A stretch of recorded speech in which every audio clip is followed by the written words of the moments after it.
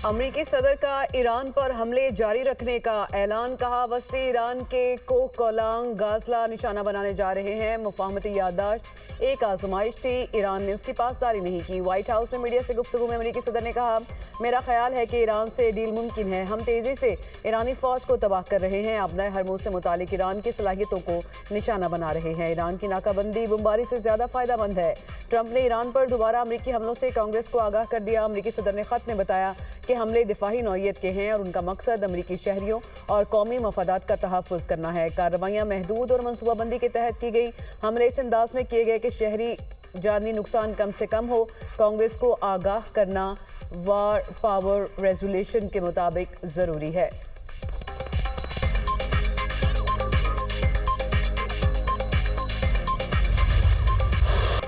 मशरिक़ वुस्ता में कशीदगी उरूज पर। अमरीका और ईरान के एक दूसरे के अहदाफ पर हमले। अमरीकी सेंट्रल कमांड का कहना है ईरान के खिलाफ 5 घंटे फौजी कार्रवाइयाँ जारी रहीं। हमलों में बुशहर, चाबहार, जासक, कनार, अबू मूसा और बंदर अब्बास में फौजी तंसीबात को हदफ बनाया गया। हमलों का मकसद ईरान की सलाहियतों को कमज़ोर करना है। कार्रवाइयाँ खित्ते में बहरी तजारत के तहफ़्फ़ुज़ के लिए हैं।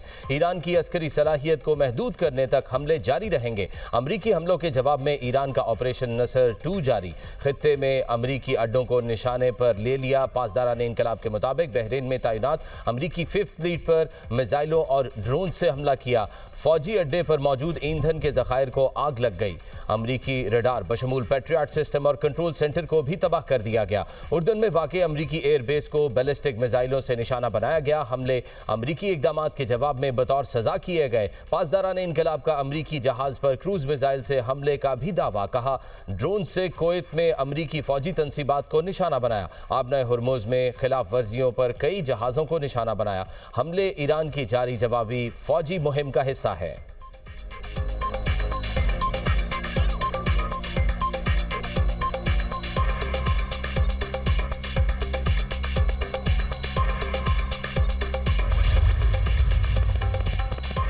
वज़ीर-ए-आज़म की सऊदी अरब पर हमलों के शदीद अल्फाज में मज़म्मत। कहा सऊदी अरब की खुद मुख्तारी और इलाकाई सालमियत पर हमले नाकाबिले कबूल है। हमले खित्ते के अमन इस्तेहकाम के लिए संगीन खतरा है। पाकिस्तान सऊदी अरब की सलामती और तहफ़्फ़ुज़ के लिए मुकम्मल यकजहती का इजहार करता है। मुश्किल की इस घड़ी में पाकिस्तान बरादर मुल्क सऊदी अरब के शाना बशाना खड़ा है। पाकिस्तान खित्ते में अमन इस्तेहकाम, सलामती और बाहमी इफ़ाम तफ़हीम के लिए हर मुखलिसाना कोशिश की हिमायत जारी रखेगा।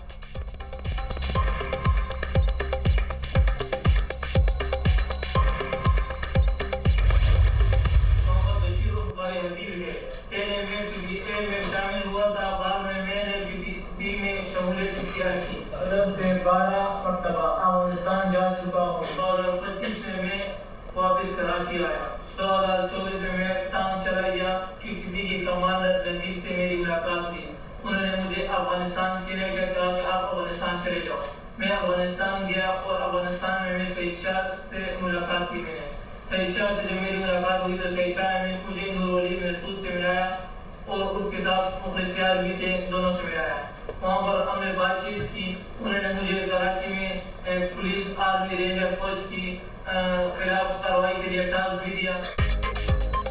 कराची में रेंजर्स कैंप पर हमले के मास्टरमाइंड समेत पूरा नेटवर्क गिरफ्तार। दहशतगर्द कारी बशीर के अहम इंकशाफात, जराइम का एतराफ़। वज़ीर दाखिला सिंध ज़ियाउल लंजार ने पुलिस CTD के आला हुकाम के हमरा प्रेस कॉन्फ्रेंस करते हुए बताया, सिंध रेंजर्स के हेडक्वार्टर्स पर हमला करने वाले दहशतगर्दों में से 3 अफगानी थे।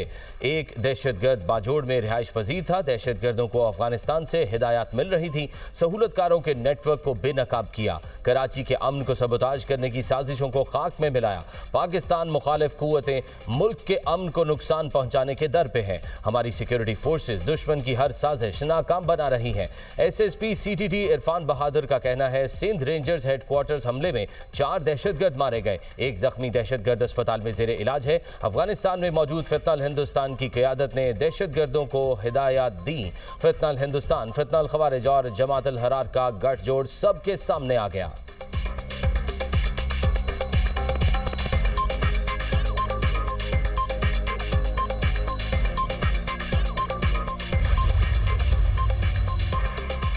बिलावल भुट्टो ने रेंजर्स हेडक्वार्टर्स पर दहशतगर्द हमले के मास्टरमाइंड की गिरफ्तारी को बड़ी कामयाबी करार दे दिया। चेयरमैन पीपल्स पार्टी का पाक फौज और कानून नाफिज करने वाले इदारों को खराज तहसीन।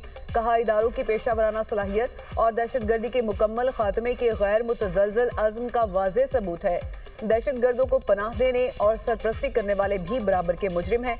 कराची समेत मुल्क के किसी भी इलाके में अमनो अमान सैबोटाज करने की साजिश को कामयाब नहीं होने देंगे।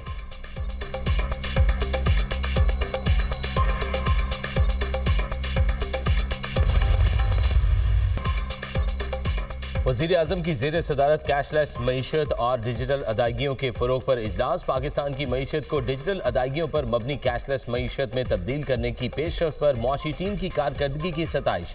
वज़ीर आज़म ने कहा, मुल्की मईशत को कैशलेस निज़ाम पर मुंतकिल करने से पायदार मुआशी तरक्की होगी और शफाफियत को फ़रोग़ मिलेगा। मोबाइल बैंकिंग ऐप इस्तेमाल करने वालों की तादाद एक साल में 9 करोड़ 50 लाख से बढ़कर 13 करोड़ 70 लाख होना अहम कामयाबी है। बैरून मुल्क से आने वाली तरसीलात ज़र को 100% डिजिटल बनाया जाए।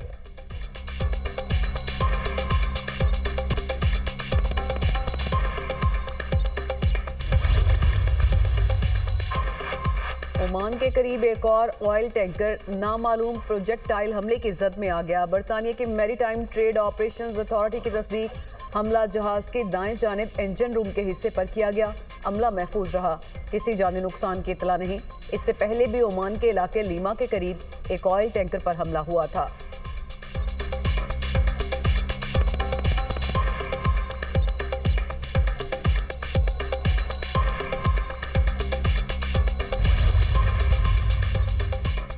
उर्दन का ईरान से आने वाले 4 मिसाइल मार गिराने का दावा। उर्दन के फौजी हुकाम के मुताबिक मुल्क के दिफाई निज़ाम ने 4 मिसाइलों को नाकारा बनाया।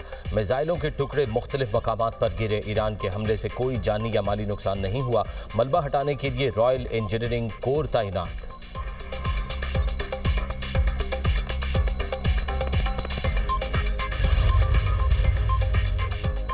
ईरान अमरीका कशीदगी के असरात के बायस सालमी मंडी में खाम तेल की कीमतों में इजाफा। अमरीकी खाम तेल की कीमत $80 फी बैरल हो गई। बरतानवी खाम तेल $86.50 फी बैरल में फरोख्त होने लगा।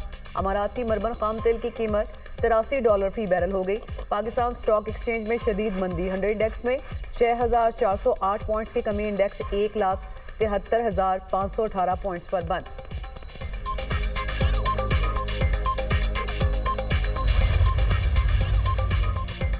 पंजाब में एचएसएन लेवल के बॉयज़ एंड गर्ल्स स्कूल कायम करने का फैसला। वज़ीर आला पंजाब की ज़ेर सदारत इजलास। Maryam Nawaz center of academic leadership pilot project की मंजूरी।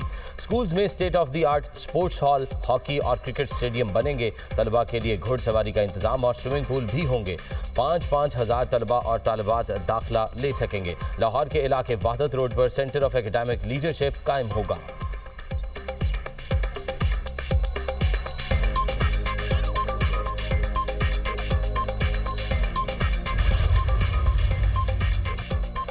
वज़ीर दाखिला मोहसिन नकवी का अमेरिका में FBI हेडक्वार्टर्स का दौरा। शानदार इस्तकबाल किया गया। FBI डायरेक्टर काश पटेल ने मोहसिन नकवी की आमद को एजाज़ करार दिया। खित्ते में अमेरिका के साथ ताउन पर पाकिस्तान के किरदार को सराहा। इंसदादे दहशतगर्दी की माली मुआवनत और साइबर तहकीकात पर ताउन बढ़ाने पर तबादला ख्याल। खुसूसी तरबियत और वसाइल की फ्राहमी के इम्कानात पर भी गुफ्तगू। काश पटेल ने कहा, पाकिस्तान के साथ शराकत दारी इंतहाई अहम है, मज़ीद कामयाबियों के लिए पुरअज़्म है।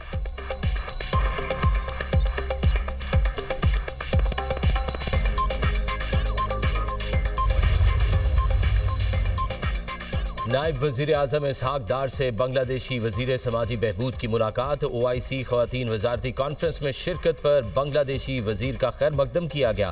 ख़वातीन को बाइख्तियार बनाने के लिए OIC प्लेटफॉर्म पर ताउन जारी रखने के आज़म का अयादा। पाकिस्तान और बांग्लादेश ने 2 तरफ़ा ताल्लुकात मज़ीद मजबूत बनाने पर इत्तफ़ाक़ किया। नायब वज़ीर आज़म से अक़वाम मुत्तहिदा के सेक्रेटरी जनरल के ओहदे की उम्मीदवार मिशेल बाचलेट जर्जिया की मुलाकात।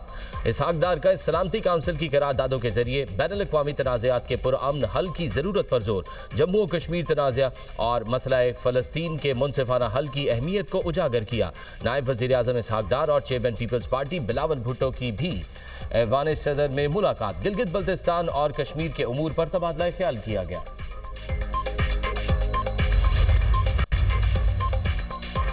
वफाकी वज़ीर इत्तलात और नशरियात अताउल्लाह तारस से सदर CPNE काजिम खान की क़यादत में वफ़द की मुलाकात। अखबारी सनद को दरपेश मसाइल, ABC में इस्लाहात, न्यूज़ एजेंसीज़ के बजट, मीडिया हाउसेज़ के वाजिबात और दिम्मी अखबारात समेत मुख्तलिफ अमूर पर तफसीली तबादला ख्याल।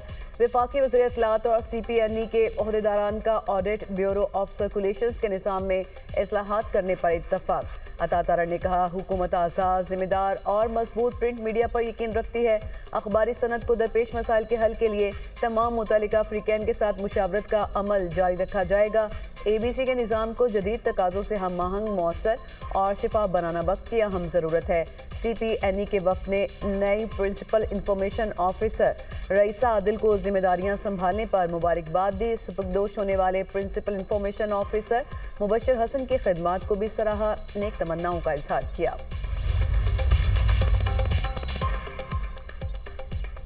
आटे की इमदादी कीमत वफाक की हिदायत पर तय की। इमदादी कीमत कम होने की वजह से कम खरीदारी हुई, जिसके बाद आटे का बहरान पैदा हो गया। वज़ीर आला सिंध मुराद अली शाह की मीडिया से गुफ्तगू, कहा सिंध में केटी बंदर नई बंदरगाह बनेगी। बलोचिस्तान की आवाम पाकिस्तान से मुखलिस हैं।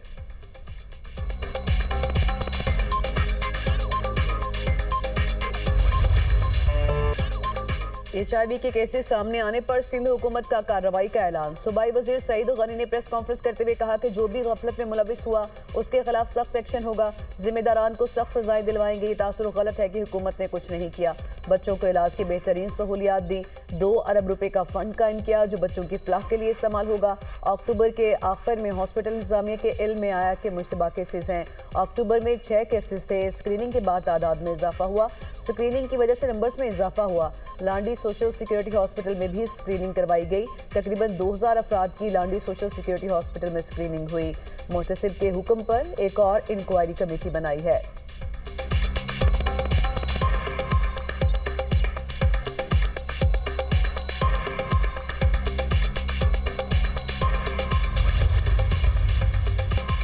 दायरे इख्तियार पर एतराज़ ना उठाना नैब की नाअहली है। दायरे इख्तियार तो सबसे पहले रुकावट होती है जो आपने खुद ही हटा दी थी। नैब मुकदमा सुप्रीम कोर्ट सुनेगी या आईनी अदालत। सुप्रीम कोर्ट में समाअत के दौरान जस्टिस शाहिद बिलाल हसन के रिमार्क्स जस्टिस मुसरत हलाली ने इस्तफसार किया। नैब के मौक़िफ़ में अचानक तब्दीली क्यों आ गई? अटॉर्नी जनरल ने दलाइल दिए। सुप्रीम कोर्ट का नैब केस में दायरा इख्तियार नहीं। ऐसा मुमकिन नहीं कि केस का एक हिस्सा सुप्रीम कोर्ट सुने और दूसरा आईनी अदालत। नैब कानून में तरमीम के बाद जमानत और सजा के खिलाफ अपीलें आईनी अदालत सुनेगी। वकील दरख्वास्त गुजार ने कहा, नैब तरामीम में कहीं नहीं लिखा कि जमानत का केस आईनी अदालत सुनेगी। कानून के मुताबिक सिर्फ सजा के खिलाफ अपीलें ही आईनी अदालत सुन सकती है। नैब तरमीम के बाद सुप्रीम कोर्ट एक केस में जमानत दे चुकी है।